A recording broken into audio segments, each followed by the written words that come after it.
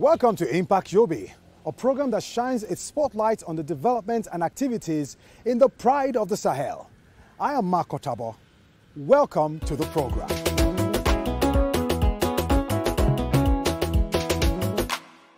Yobe, the campaign promises in the ICT sector using the roadmap to accelerated development in Yobe State.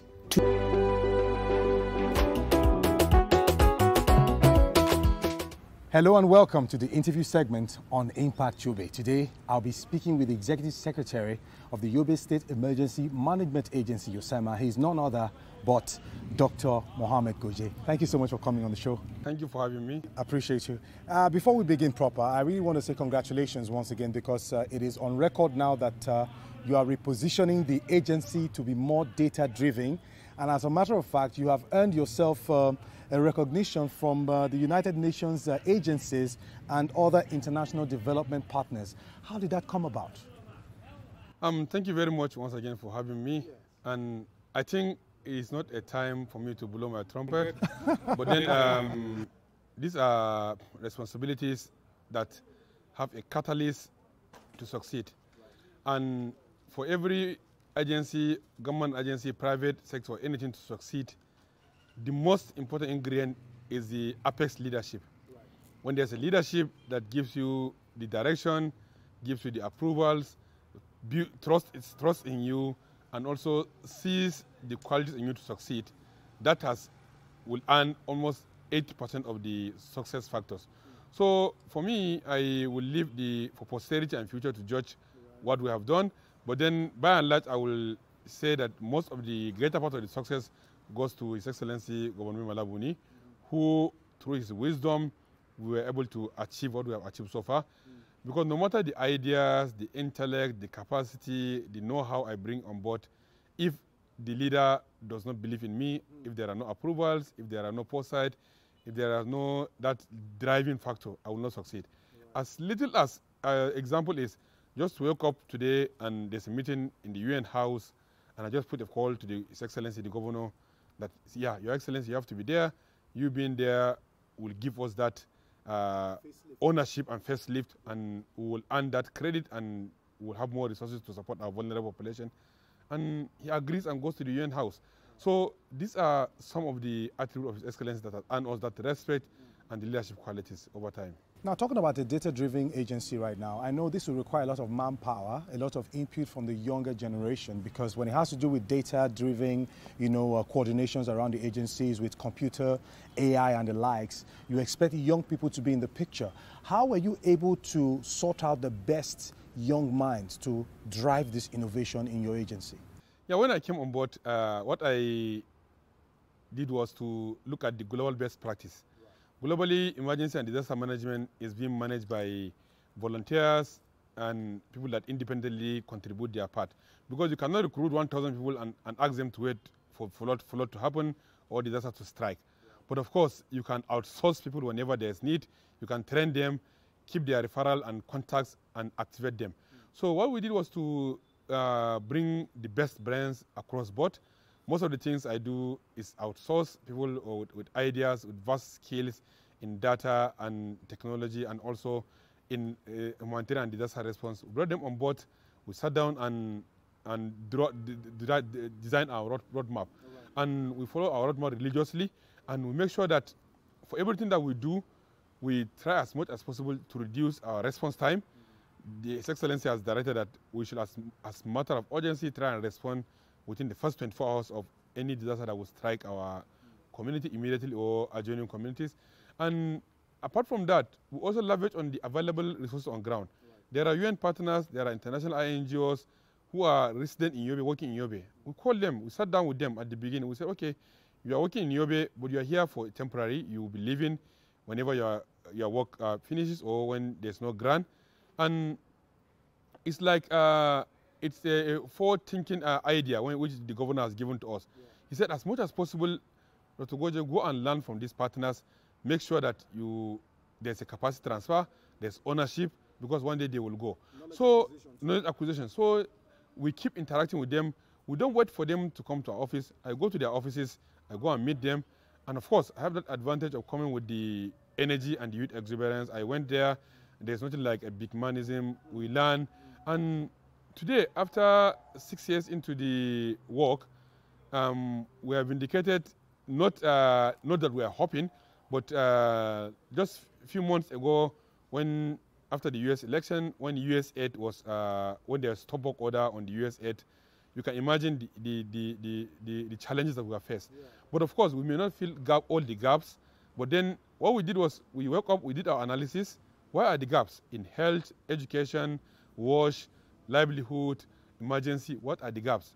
Even in terms of employment and case workers, it has impacted Yobe beyond imagination.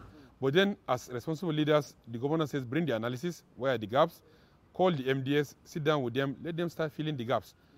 We are praying that it will resume, the U.S. aid will resume, but then in the event it did not, we are up to the task to look for other alternative sources of funding and also look inward how we can close as minimal as possible and as maximum as we can the gaps that are created.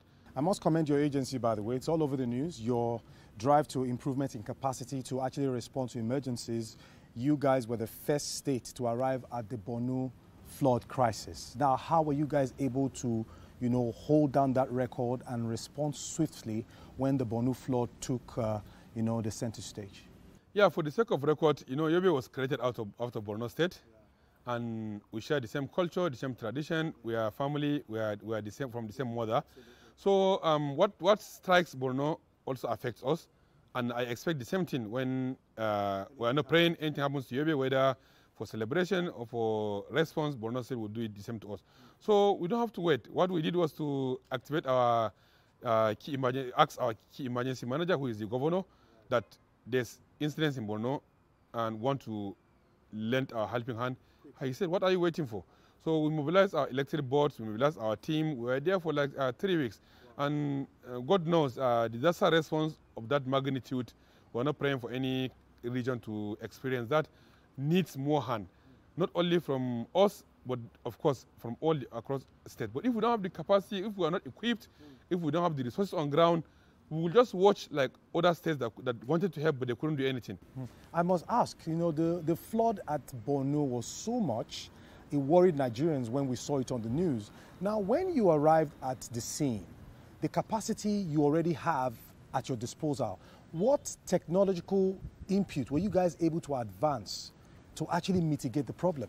Yeah, actually, when we arrive at the scene, before we arrive at the scene, we have some special analysis, which all the senior sister agencies have already activated, NIMET and NISA. We have seen the data spatially, and other agencies in Maiduguri have even shared the aerial views using drone and other technologies. Of course, for the key agencies in Maiduguri, they were overwhelmed. These are things that we need to support them. So when we arrive, we reach out to our referral contacts, NEMA and YOSEMA, to inform them that we are on ground. And we don't want to be over-ambitious to feel that we can do everything. We just pick a particular location and we started responding. With our 2 elected boards and over 40 staffs on ground, we're able to rescue as much as possible. I think over 136 persons trapped within their houses during the flooding. Yeah. You can see from the scene of the video, some are trapped on the rooftop for 3 days until our boat arrived there and rescued them. Some are trapped inside their houses for 2-3 days until the boat arrived. Then when it started receding, we started moving with food basket, commodities to support those that are trapped. But of course, after a reasonable number of days, when we realized that it is stable, we now pull out to allow the state government to continue with their recovery effort. But we thank God, it is lesson learned. We have also learned our shortcomings and gaps. Yeah. When we came back, we informed the governor, these are gaps, and immediately he approved some resources. Today, we have more gadgets to respond. We have more equipment, and a lot of thanks to our sister agency, Northeast Development Commission, and other partners who have also keyed in supporting us with resources to ensure that we respond.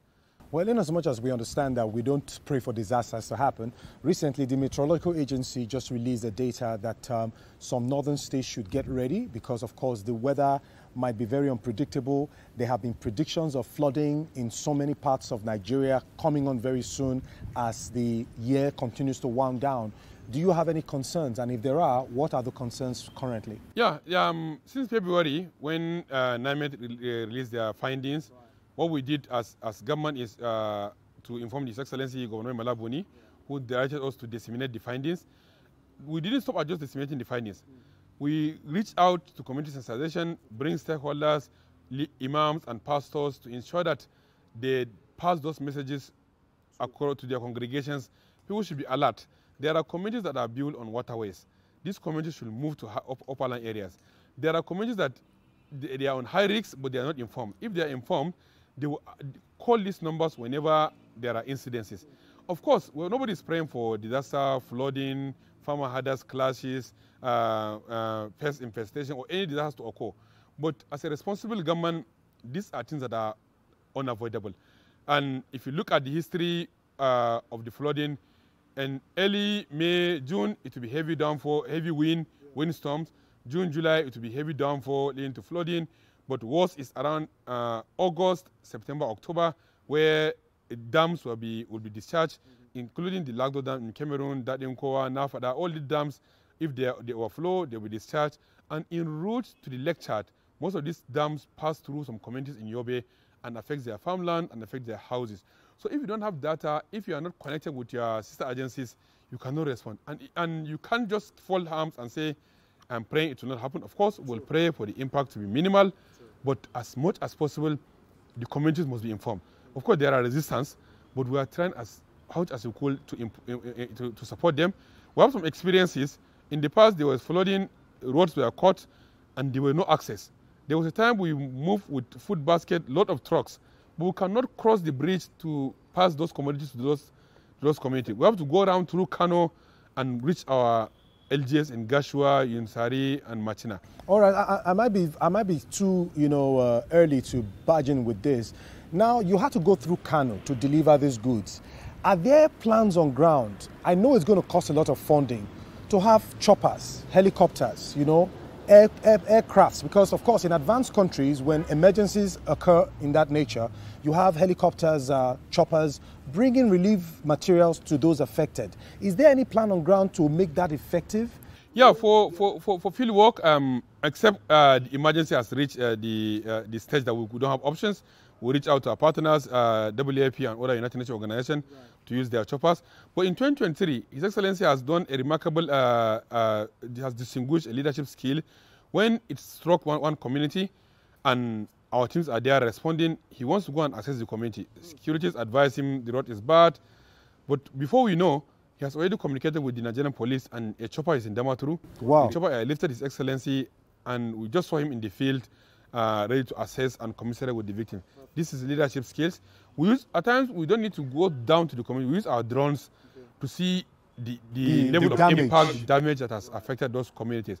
But in 2023, when we had that experience, we couldn't cross with the food items. In 2024, what we did was to reach out to our United Nations partner to construct a mobile storage unit in some communities. Now, even if there's a breakage in access to those communities, we have mobile storage unit that is that we will restock and respond through that access without going around that long distance to reach out to the victims. Wow, from the way you're speaking, I can see a man very passionate about really always wanting to respond to disasters. Has this always been a hobby for you, growing up until you got this appointment? Was this something about you and wanting to reach out to the vulnerable? Because it's clear that you're really passionate about your job. Yeah, personally, I was an IDP.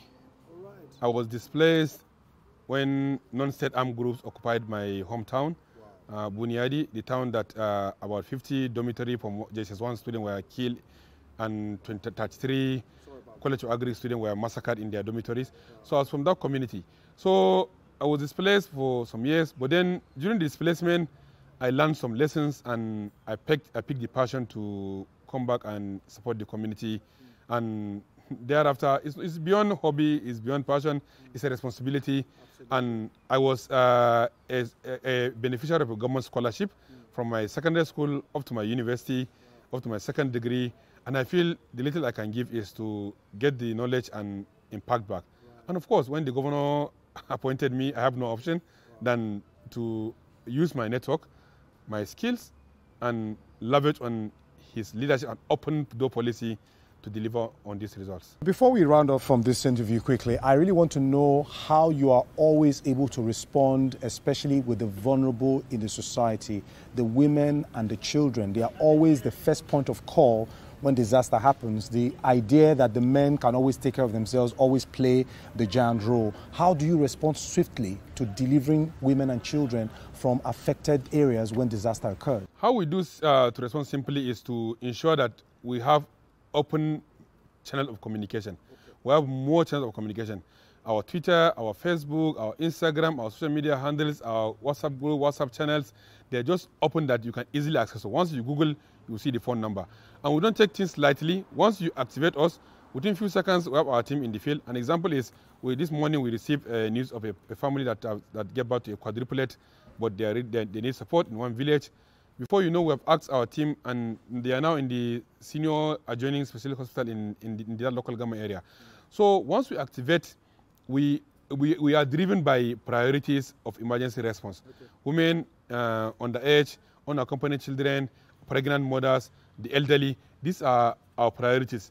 But of course, when you go to communities, at times there are resistance. Somebody will, why are you prioritizing women? But we keep informing them, we keep teaching them that priority is given to women-headed household, pregnant and lactating mothers, underage, unaccompanied children, the elderly above 65, the disabled, person living with disability, person with special needs. So these are the channels we use to respond. But of course, we cannot do all. Yeah, of course. But we are trying as much as we could to reduce the burden on those families that are affected. All right. Finally, what plans do you have for continuity? Because, you know, a program of this magnitude, we expect that we have a continuity with how the process and plan is going on. Do you have any structure on ground to continue that, dream? Yeah, for me personally, of course, I pray that those that will come after us will do better than us, but it shouldn't stop at prayers. We have to build skills, we have to transfer skills, we have to transfer capacity. That's why we are very passionate in bringing young people on board, and the governor has given us the open hand to engage as much as we could. So that long after we look back, after we leave the scene, we'll be proud that the agency is doing better than we left. Thank you. Now, Dr. Mohamed Goje, away from the interview now, let's take a look at you personally. Away from work, how do you relax? Because I can imagine the stress you go through in trying to make things happen. What do you do outside of work that gives you a calm? Well, I like traveling. Okay. If there are any opportunities for travel, I picked, because these are moments my phone are off and I will sleep. Okay. Another thing I do is I like watching Manchester playing.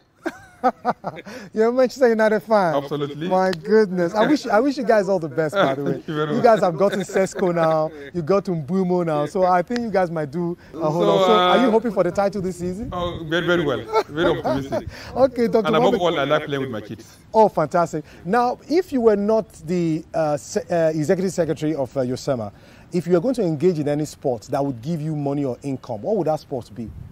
Not sport, but I would take photography. Photography? Yes. And it's a fantastic skill now, because the world is a global village now, what we do. Thank you so much for your time. It's really, really nice talking to you. And I pray that God continues to grant you the wisdom and gives you the strength to push on with this beautiful dream. Thank you very much. I appreciate you. All right, you heard it from the horse's mouth himself. And of course, that's been a fantastic discussion with the Executive Secretary of the Yobe State Emergency Management Agency, YOSEMA, talking to us about the dreams and the innovations and the drives that have been put in place to ensure that response to disaster is very swift. You heard about the data-driven ideology that has come, to stay in the ministry now, with having, recognition from international partners and, of course, the UN. Ladies and gentlemen, it's been a wonderful time on Impact Yobe. Thank you so much for watching. See you next time. And that's all we have for you on this week's edition of Impact Yobe. Join us next week for a fresh episode of the program. I am Mark Otabo. Thank you for watching. See you next time.